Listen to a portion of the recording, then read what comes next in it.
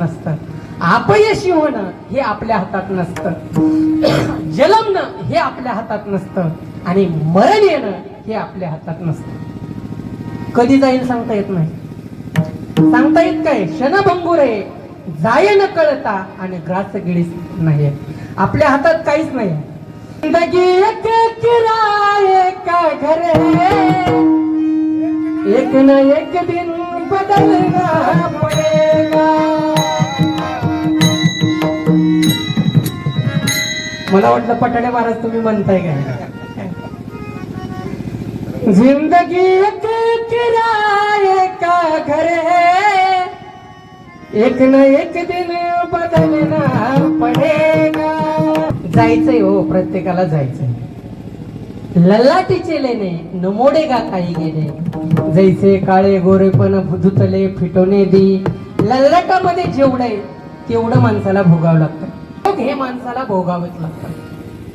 भोग हे माणसाला भोगावेच लागतात. भीष्माचार्यांना प्रत्येकाला माहिती आहे, भीष्माचार्यांना बाणाच्या टोकावरती पडून मरावं लागलं. कर्म आहे, बरोबर का नाही? प्रभू रामचंद्राला वनवासाला जावं लागलं. कर्म आहे. सीतादेवीला वियोग घडला. कर्म आहे. रावणाला क्षय होऊन मरावं लागलं.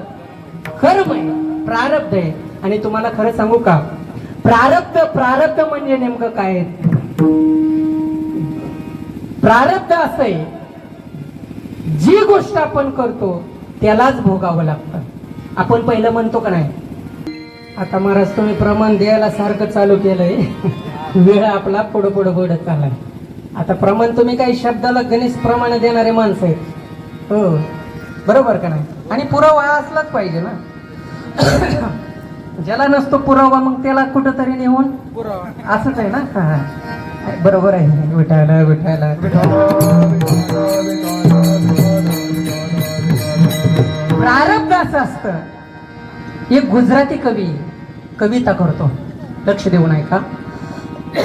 गुजराती कवी प्रारब्धावरती त्याने कविता केली की जी गोष्ट ज्या माणसाने केली त्याच माणसाला भोगावं लागतं. पहिलं असं होतं की आजोबाने केल्याच्या नंतर माणसाला नातला भोगावं लागायचं होतं, बरोबर का नाही? आता तसं नाही. या हाताने केलं ना, याच हाताला भोगावं लागतं. मी पहिला तुम्हाला मराठीचा अर्थ सांगतो त्या कवितेचा. मराठीचा अर्थ असा आहे, एक माणूस रस्त्याने जात होता. लक्ष देऊ नये का? एक माणूस रस्त्याने जात होता आणि जात असताना त्याने एक आंब्याचं झाड बघितलं. काय बघितलं? आंब्याचं झाड. त्याने एक आंब्याचं झाड बघितलं आणि आंब्याचं झाड बघितल्याच्या नंतर तो असणारा माणूस त्या आंब्याच्या झाडाजवळ गेला. तो आंबा त्याने हाताने तोडला. तोडल्याच्या नंतर तोंडाने खाल्ला, जिभेने त्याची चव घेतली. पण हे बघितलं कोणी? नाही, डोळ्याने बघितलं, पण मालकाने बघितलं. कोण? एक माणूस आंबराईमध्ये आलाय, आंबा खातोय. मग तो म्हणला, बरं झालं तुम्ही आंबा खाला, छान, मला पुण्य भेटन. आणि असं म्हणला? तसं कसं बनेल? माझा आंबा आणि तू खाल्ला, तो त्याला माफ करा एवढा दानशूर आहे का? त्याला त्याने धरलं, त्याच्या पाठीत जोरात थाप कोणी. बरोबर, लय जोरात झाला का? नाही, माफात झाला. त्याच्या पाठीत थपका टाकला आणि तो असणारा माणूस रडायला लागला. ऐकत आहे ना तुम्ही सर्वजण? तो गुजराती असणारा कवी त्या ठिकाणाहून जात होता. त्याने ते बघितलं आणि तो असणारा गुजराती कवी कविता करतोय. गुजराती कविता म्हणतोय की एक પાંતસ્થ જાઓ છે, એક પાંતસ્થ જાઓ છે, જાઓ છે, ઉને આંબવન પેડ દેખે છે, દેખે ઓ ચાલે નહીં, પાવ તો ચાલે છે, ચાલે वो छुए नहीं, हाथ तो छुए छे, छुए वो चाखे नहीं, ओठ तो चाखे छे, चाखे वो चुखे नहीं, जीभ तो चुखेचे, अरे चुखे वो मार खावे नहीं, जिन आंखों ने अंबा देखा वो आंखच रोवेचे. म्हणजे कर्म एवढं बलवत्तर आहे, एवढं बेकार आहे की ज्या डोळ्याने आंबा पाहिला त्या डोळ्यालाच रडावं लागलं. बरोबर का नाही? आंबा पाहिला कोणी? डोळ्याने. डोळ्याने आंबा पाहिला, डोळ्याने सांगितलं पाया चल. सगळ्यात खतरनाक गडी जर काय असेल तर हा बर का, हा कार्य करतो आणि सगळ्या बॉडीला भोगावं लागतं. बरोबर का? पायाला सांगितलं चल मला तिथं घेऊन, पाय गेले, पाय जवळ गेले, पण आंबा तोडला कोणी? हाताने. खाल्ला कोणी? तोंडाने. मार खाल्ला कोणी? पाठीने. म्हणले माझा काय ह्याच्यात संबंध तरी आहे का? खाल्लाय जिभेने, आनंद वाटलाय जिभेला, पाठीने मार खाला आणि रडलंय कोण? डोळं. आता रडाई सारखंच केलं ना, त्यानेच बघितला म्हणून त्यालाच रडावं लागलं. एवढं प्रारब्ध दुस्तर आहे महाराज, एवढं प्रारब्ध सूक्ष्म आहे. तुम्हाला सांगू का, 100 गाय असाव्यात. कोणत्या गाय? 100. जर्शी सांगत नाही, गावरान. महाभारत असं सांगतंय की 100 गायीमध्ये जर तिचं वासरू सोडलं ती बरोबर जाऊन आपल्या आईलाच पित. मी जर्शीचं सांगत नाही. जर्शीचं जी सोडतय त्यालाच दुसणी मारतय. असंच होतंय ना. मग त्याने हाणल्याच्या नंतर ती म्हणते रॉंग नंबर लागला काय, मग दुसरी ती पण लाथानते, म्हणते रॉंग नंबर लागला. पण गावरान असणार गायीचं वासरू 100 गाय बांधा आणि त्या 100 गायीमध्ये तिचं असणारं वासरू सोडा, ती बरोबर जाऊन आपल्या आईलाच भेटतय. तसं असणारं आपलं कर्म प्रारब्ध. बरोबर माणसाचा जन्म जरी बदलला तरी ते कर्म असणार माणसाच्या अंगावरती, माणसाच्या बोकांडी येऊन बसतंय. एवढं असणारं कर्म दुस्तर आहे महाराज. हो, तुम्हाला वाटतं का माणसाचा जन्म बदलला म्हणजे माणसाचं कर्म बदलतं, माणसाचं प्रारब्ध बदलतं? अजिबात नाही. माणसाचा जरी जन्म बदलला तरी माणसाचं कर्म, माणसाचं प्रारब्ध शोधत शोधत त्याच्या जवळ येत असतात. तुम्हाला एक गोष्ट सांगतो म्हणजे तुमच्या लक्षात येईल. एक राजा होता, एक प्रधान होता आणि एक शिपाई होता. लक्ष देऊन ऐका. माणसाचा जन्म बदलला तरी माणसाचं प्रारब्ध मात्र त्याला सोडत नाही. लक्ष देऊन ऐका. राजा, प्रधान आणि शिपाई हे तिघजण जंगलात वनविहारासाठी गेले. कशासाठी? पठारे महाराज, वनविहार करता ना महाराज, शिकारीसाठी गेले. आणि शिकारीसाठी गेल्याच्या नंतर त्या तिघांची चुकामुक झाली. लक्ष देऊन ऐका. चुकामुक झाल्याच्या नंतर राजा एका बाजूला गेला, प्रधान एका बाजूला गेला आणि शिपाई एका बाजूला गेला. तिघांची काय झाली? चुकामुक झाली. तर थोडा वेळ गेल्याच्या नंतर त्या रस्त्यावरती एक शिपाई आला आणि शिपाई आल्याच्या नंतर त्याने इकडं तिकडं बघितलं. इकडं तिकडं बघितल्याच्या नंतर त्याला एका झाडाखाली एक डोळे नसलेला आंधळा व्यक्ती, त्याला आपण काय म्हणतो? सूरदास म्हणतोच ना, सूरदास. डोळे नसलेला आंधळा व्यक्ती एका झाडाखाली त्याने बघितला. काकडे महाराज बघितल्याच्या नंतर तो शिपाई असणाऱ्या आंधळ्या व्यक्ती जवळ गेला आणि गेल्याच्या नंतर त्याने सांगितलं, ए आंधळ्या, तो इथून कोणी जाताना पाहिलं का? काय विचारलं? आता मला सांगा, आंधळ्याला दिसतंय का? दिसतंय का बाबा? दिसत नाही. मग त्याला कळन का? नाही कळन. तरी हा विचारतोय. कोण? शिपाई. त्यावेळेस त्या असणाऱ्या आंधळ्याने सांगितलं की बाबा मला काय दिसत नाही, मी जन्मजात आंधळा आहे, मला कोणी पाहिलं नाही. तरी पण मी तुला सांगतो की इथून कोणी जाताना मी पाहिलं नाही. तो असणारा शिपाई निघून गेला आणि निघून गेल्याच्या नंतर पुन्हा अर्ध्या तासाने त्या रस्त्यावरती प्रधान आला. कुठून? त्याच रस्त्यावरती प्रधान आला. प्रधानाने इकडे तिकडे बघितलं, त्याला कोणीही दिसलं नाही. पण एका झाडाखाली एक असणारा डोळे नसणारा आंधळा व्यक्ती सुरताच बसलेला होता. प्रधान त्याच्या जवळ गेला. जवळ गेल्याच्या नंतर त्याला विचारलं, ओ आंधळे बुवा, तुमच्या भजनामध्ये व्यत्यय जर येत नसेल तर एक गोष्ट विचारू का? त्यावेळेस ते असणाऱ्या सुरदासजीने सांगितलं, हा हा विचारा काय असेल ते. त्यावेळेस त्यांनी सांगितलं की या असणाऱ्या रस्त्यातून कोणी जाताना तुम्हाला कानवसा आला का, तुम्हाला जाणवलं का? त्यावेळेस ते असणाऱ्या सुरदासजींनी सांगितलं की अर्ध्या तासापूर्वी या रस्त्याने शिपाई गेला. काय सांगितलं? शिपाई गेला आणि आता प्रधान जातोय. त्या प्रधानजीला वाटलं आंधळ आहे, मग ह्याला कसं काय कळलं शिपाई? बरे जाऊ दे म्हटले. तो पण तिथून निघून गेला. पुन्हा अर्धा तास झालं आणि अर्ध्या तासाच्या नंतर पुन्हा राजा त्याच रस्त्यावरती आला, ज्या रस्त्यावरून शिपाई गेला, ज्या रस्त्यावरून प्रधान गेला आणि ज्या रस्त्यावरून राजा जाणार आहे त्याच रस्त्यावरती राजा आला. पठाडे महाराज ऐकत आहे ना तुम्ही? राजाने इकडे तिकडे बघितलं तर त्याला एका झाडाखाली असणारा सुरदास म्हणजे डोळे नसलेला पाहिलं. त्याच्या जवळ गेला, आपल्या झारीतलं गार पाणी त्या असणाऱ्या सुरदासजीला दिलं आणि सांगितलं, ओ सुरदासजी, तुमच्या भजनामध्ये व्यत्यय जर येत नसेल तर एक गोष्ट विचारू का? त्यावेळेस त्या असणाऱ्या आंधळ्याने सांगितलं, माझ्या भजनामध्ये काहीही व्यत्यय नाही, तू विचार काय विचारायचे. त्यावेळेस त्यांनी सांगितलं, नाही तुम्हाला तर डोळे नाहीत हे मला अगोदरच माहिती, पण या रस्त्याने कुणी तुम्ही जाताना पाहिलं का, तुम्हाला जाणवलं का, तुम्हाला त्याची चाहूल लागली का? त्यावेळेस त्या असणाऱ्या आंधळ्याने म्हणजे त्या सुरदासजीने सांगितलं, अरे राजा, 1 तासापूर्वी शिपाई गेला, पुन्हा अर्ध्या तासाने प्रधान गेला आणि आता या देशाचा राजा जातोय. राजाला नवल वाटलं. राजा म्हणायला लागला, ह्याला शिपाई कसा कळला, ह्याला प्रधान कसा कळला आणि याला राजा कसा कळला? त्यावेळेस राजाने उत्तर दिलं, होय आंधळे बुवा, नाही तुम्हाला जन्मजात डोळे नाहीत हे मला माहिती, तुम्हाला तर दिसत नाही, मग तुम्हाला शिपाई कसा कळला, तुम्हाला प्रधान कसा कळला आणि तुम्हाला राजा कसा कळला?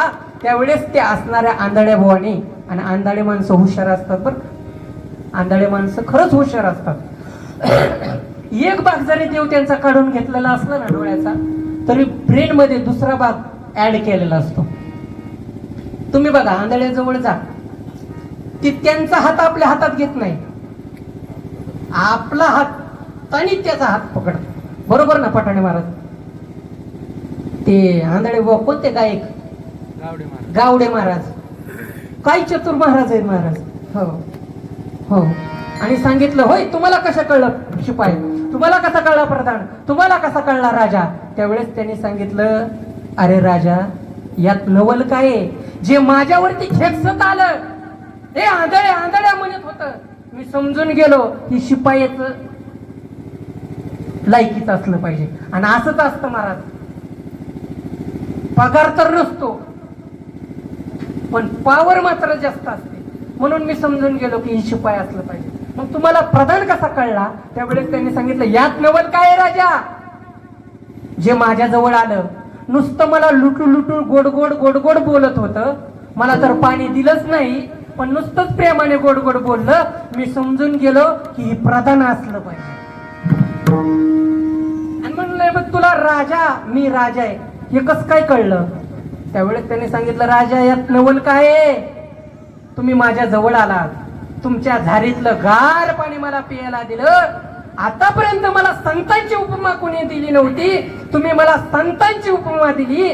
त्यावेळेस मी समजून गेलो की ही या देशाचा राजा असला पाहिजे, आणि ज्याला एवढ्या सामान्याची किंमत असते ना, तोच या देशाचा राजा असू शकतो. आणि तुम्हाला खरं सांगू का, ज्याला सामान्याची किंमत असते ना, त्यालाच या देशाचा राजा करा. विठ्ठल.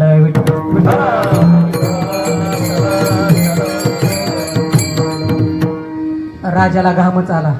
राजा म्हणला, काय आंधळ हुशार आहे. सांगितलं, आंधळे बुवा, सुरदासजी, तुम्हाला इथं भजनच करायचंय, मग इथं भजन करण्यापेक्षा चला ना आमच्या राजवाड्यामध्ये, तुम्हाला आमदार करतो. नाही असं नाही म्हटलं, तुम्हाला सरपंच करतो असं नाही म्हटलं. आता तो काही विषय नाही, टीव्ही लावा, काय लागतं, ह्याच्यावर थुकला, त्यांनी त्याला चापट मारली, ह्यानी बस जाळली, त्यांनी हे केलं, काय तुम्हाला बघायला भेटतं?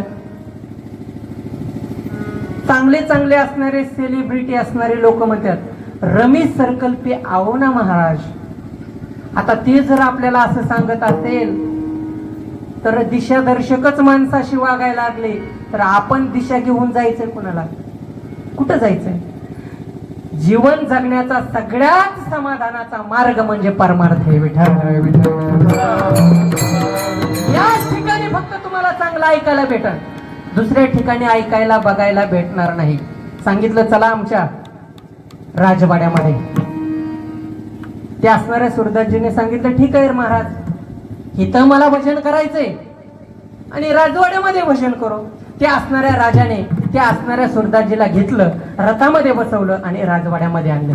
आणि राजवाड्यामध्ये आणल्याच्या नंतर ते मस्तपैकी 2 टाइम जेवण, 1 टाइम नाश्ता, आंधळं खायचं पियचं मस्त राहिलं. पण काही काळ झाल्याच्या नंतर, वेळ झाल्याच्या नंतर त्या असणाऱ्या राज्यामध्ये लगेच एक घोडे विकणारा व्यापाऱ्याला, काय ऐकत आहे ना तुम्ही सगळेजण, घोडे विकणारा व्यापाऱ्याला. आणि घोडे विकणारा व्यापारी आल्याच्या नंतर सांगितलं किती रुपयाला घोडे? सांगितलं 10 लाख रुपयाला. किती? 10 लाख रुपयाला घोडे. सांगितलं व्यवहार मोठा दिसतोय, आंधळेला बोलवलं पाहिजे. आंधळेला बोलवलं, सांगितलं बाबा चेक करा जरा घोडे, घेऊ का काय? त्या असणाऱ्या आंधळ्याने दोन्ही घोड्याच्या पाठीवरती हात फिरवला आणि हात फिरवल्याच्या नंतर सांगितलं राजा डाव्या बाजूचं घ्या, उजव्या बाजूचं फुकटही घेऊ टाक. राजाने त्या व्यापाऱ्याकडे बघितलं. व्यापारी म्हणला राजा महाराज फसवत होतं तुम्हाला, डाव्या बाजूचं चांगलंय, उजव्या बाजूचं चांगलं नाही. व्यापाऱ्याला कुठे टाकलं? जेलमध्ये. आणि सांगितलं आंधळ जरा कामाचं दिसतंय, जास्त दिवस जगलं पाहिजे. शिपायानो आजपासून या असणाऱ्या सुरदासजीच्या जेवणामध्ये, आंधळ्याच्या जेवणामध्ये 2 चमचा गावठी तूप वाढत जा, आंधळ कामाचंही जगलं पाहिजे. काय चालू झालं त्याला आता जेवणाबरोबर? 2 लक्षात ठेवा, मी तुम्हाला परत नंतर विचारणार. आंधळ खायचं पियचं राहायचं, पण काही दिवस गेल्याच्या नंतर पुन्हा त्या असणाऱ्या राज्यामध्ये एक हिरे विकणारा व्यापारी आला. सांगितले हिरे घ्या, हिरे किती रुपयाला? सांगितलं 20 लाख रुपयाला. घोडे किती रुपयाचे होते? 10 लाख रुपयाचे. आणि हिरे 20. सांगितलं व्यवहार जरा मोठा दिसतोय, कुणाला बोलवलं पाहिजे? आंधळ्याला. आंधळ्याला बोलवलं, सांगितलं आंधळे बुवा हिरे आणलेत विकायला, घेऊ का काय? जरा चेक करा. आता हिऱ्याची परीक्षा सांगितली महाराज गात्यात, पण आता काय म्हणू नका तुम्ही. हिरा ठेविता ऐरणी, वाचे मारिता जोगणी, तोच मोल पावे खरा आणि करणीचा होय चुरा.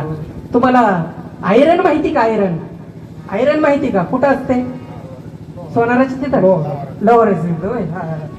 त्या आयरनेवरती ओरिजिनल असणारा हिरा ठेवायचा आणि वरून घनाने मारायचा.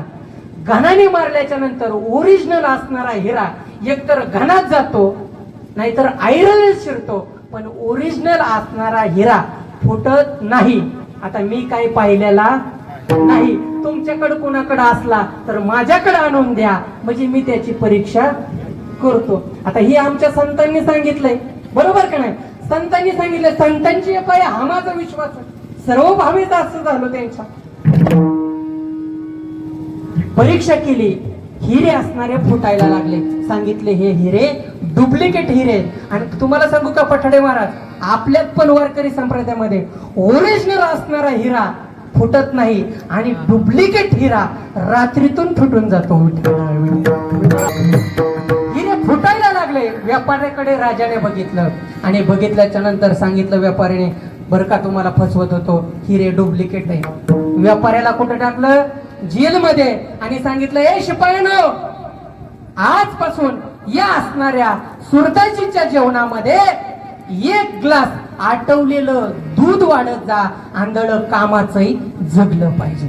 काय चालू झालं? 2 चमचे गावठी तूप आणि 1 ग्लास दूध. आंधळ मस्तपैकी खायचं पियचं चांगलं चाललंय, मस्त तब्येत बिब्येत झाली. आणि काही दिवसांनी पुन्हा असणारा त्या असणाऱ्या राज्यामध्ये एक मोती विकणारा व्यापारी आला. कोणता? मोती विकणारा. सांगितलं मोती घ्या. किती रुपयाला? 30 लाख रुपयाला. व्यवहार कसा आहे? मोठा आहे ना, व्यवहार मोठा आहे. सांगितलं व्यवहार मोठा आहे, आंधळ्याला बोलवा. आंधळं आलं. हा, आंधळं आलं आणि आंधळं आल्याच्या नंतर बघितलं तर मोत्याची परीक्षा आहे ना. काही मोती असणारे वाळू मिश्रित आहेत काकडे महाराज, बरोबर का नाही? तर मोती आपण बघितलेच नाही का? तुम्ही बघितले नाही ना? हो, वाळू मिश्रित आहे. फोडून बघा. फोडून बघितले की असणारे मोती वाळू मिश्रित होते. व्यापाऱ्याला जेलमध्ये टाकलं आणि सांगितलं आंधळं कामाचं जास्त दिवस जगलं पाहिजे. शिपायानो, आजपासून या असणाऱ्या आंधळ्याच्या जेवणामध्ये 2 खारीक खोबऱ्याचे लाडू वाढीत जा. आंधळं कामाचं जगलं पाहिजे. विठ्ठल विठ्ठल. आंधळ्याला काय काय चालू झालं? 2 चमचे तूप, 1 ग्लास दूध आणि 2 खारीक खोबऱ्याचे लाडू. आंधळ मस्तपैकी खायचं पियचं 3 टाइम, भजन करायचं 3 टाइम, झोपायचं 3 टाइम, जेवायचं. तब्येत भरपूर झाली पठाडे महाराज. बघताय काय? तुमच्यापेक्षा डबल झाला आंधळ. वळखूची आहे ना, हो वळखूची आहे ना. आणि मग राजाजवळ गेला आणि राजाजवळ गेल्याच्या नंतर सांगितलं सुरदासजी, तुम्हाला शिपाई कळले, प्रधान कळला, राजा कळला, हिरे कळले, घोडे कळले, मोती कळले, मग तुम्हाला माझं भविष्य पण कळत असेल ना? सुरदासजी म्हणला, राजा मला भविष्य पण कळतं, पण माझं चांगलं चाललंय. हो, तूप भेटतंय, खारीक खोबऱ्याचे लाडू भेटतात, दूध भेटतंय, 3 टाइम जेवण मस्तपैकी खातोय पितोय झोपतोय भजन करतोय. तू काय तुझं भविष्य मला विचारू नको आणि मी काय तुझं भविष्य सांगणार नाही. आणि जर मी तुझं भविष्य तुला सांगितलं तर तू मला जिवंत ठेवणार. आता असं म्हटल्याच्या नंतर कोणाला उत्साह नाही. काकडे महाराज, मी तुम्हाला जर म्हणलं महाराज तुमचं मी भविष्य सांगतो, तुम्ही म्हणता बरोबर आहे राव, सगळं कळतंय महाराजाला, मग भविष्य बरोबर सांगा. मग तुम्ही सारखं कीर्तनातच म्हणता महाराज तेवढं भविष्याचं बघा ना, असं म्हणू शकता का नाही? उत्साह निर्माण झाला. त्याने सांगितलं, सांग माझं भविष्य, सांग माझं भविष्य. सुरदास म्हणला, मी जर तुझं भविष्य सांगितलं तर तू मला जिवंत ठेवणार आहे. सांगितलं तुझ्या केसाला धक्का लावणार नाही. खरं? हो खरं. वचन दे. वचन घेतलं. कोणी? कारण हुशार होतं ना, म्हणून वचन घेतलं. त्याला माहिती मी याचं भविष्य सांगितलं तर हे मला जिवंत ठेवणार नाही. पठाडे महाराज बघताय काय? वचन घेतलं आणि सांगितलं की राजा, तू तुझ्या आई बापाच्या पोटचाच नाही. आता असं सांगितल्याच्या नंतर राजाने तलवार उपसली आणि आंधळ्याच्या गर्दनीवर ठेवली. सांगितलं, राजा मी तुला अगोदरच सांगितलं होतं, तुला अगोदरच सांगितलं होतं तुम्हाला जिवंत ठेवणार नाही, पण तो मला वचन दिलंय माझ्या केसाला धक्का लागणार नाही, याचं वचन तू मला दिलंय. सांगितलंय जरी तुझा बाप जिवंत नसेल तुझी आई जिवंत आहे, आईला जाऊन विचार. राजा गेला, आई जवळ गेला, आईच्या पाया पडला आणि आईला सांगितलं, आई खरं सांग मी राजाच्या पोटचा आहे का, तुझ्या पोटचा आहे का? त्यावेळेस त्या आईनं हात जोडले आणि सांगितलं, बाळा तुला आज ही बुद्धी कशी सुचली, कशी सुचली तुला बुद्धी? पण ठीक आहे तू विचारतोय तर मी तुला सांगते. सांगितलं माझं वय 50 झालं होतं, तुझ्या वडिलांचं वय 60 झालं होतं, आपल्याला मुलं होत होती, आपल्याला मुलं होत होती, मला मुलं होत होती, पण जगत नव्हती. आपल्या राज्याला वारस पाहिजे होता. मग युक्ती काय करावी म्हणून आपल्या पाकशाळेमध्ये, आपल्या स्वयंपाकगृहामध्ये, आपल्या किचन मध्ये काम करणारी एक असणारी स्वयंपाकीन बाई, तिचे पण दिवस भरत आले होते आणि माझे पण दिवस भरत आले होते. दोघांचे महिने सारखेच होते. मला माहिती होतं माझा मुलगा जगणार नाही, म्हणून मी काय केलं, तीही प्रसूत झाली, तीही बाळंतीण झाली, मीही बाळंतीण झाली. मला माहिती होतं माझा मुलगा जगणार नाही आणि झालंही तसं. माझा मुलगा मृत जन्माला आला. मग मी काय केलं, माझा असणारा मुलगा त्या स्वयंपाकीन असणाऱ्या बाईच्या जवळ ठेवला, तिचा मुलगा उचलला, माझ्यापाशी आणला, सोयीनीला पैसे दिले आणि मॅटर त्या ठिकाणी क्लोज झाला. म्हणजे तू राजाच्या आणि आमच्या पोटचा नाही, तर तू स्वयंपाकिनीच्या पोटचा आहे असं सांगितल्याच्या नंतर राजाला दरदरूनच घाम आला, त्याची शिंडीच ओली झाली. म्हणला एवढं असणार माझं रहस्य कुणालाच कळलं नाही, राज्यातल्या प्रजेला कळलं नाही, नाही प्रधानाला कळलं नाही, शिपायाला कळलं नाही, कुणालाच कळलं नाही. आणि हे असणार भविष्य या असणाऱ्या आंधळ्याला समजलंच कसं.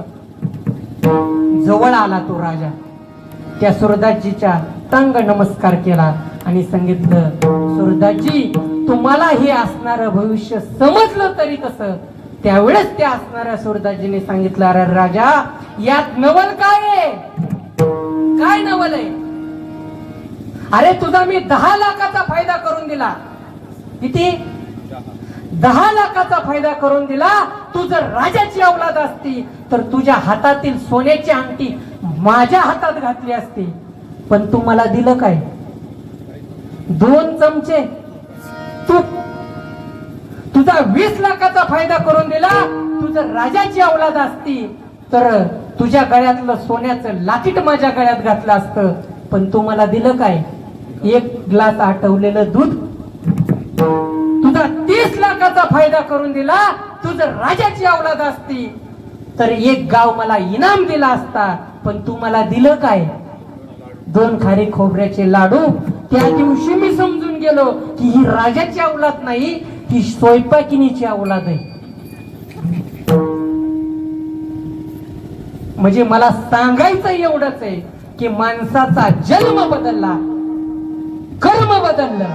राजा झाला ना स्वयंपाकिनीचा मुलगा, पण त्याचा स्वभाव मात्र गेला नाही. म्हणून केलेलं कर्म माणसाला भोगावंच लागतं, त्याच्यामध्ये कोणीही बदल करू शकत नाही.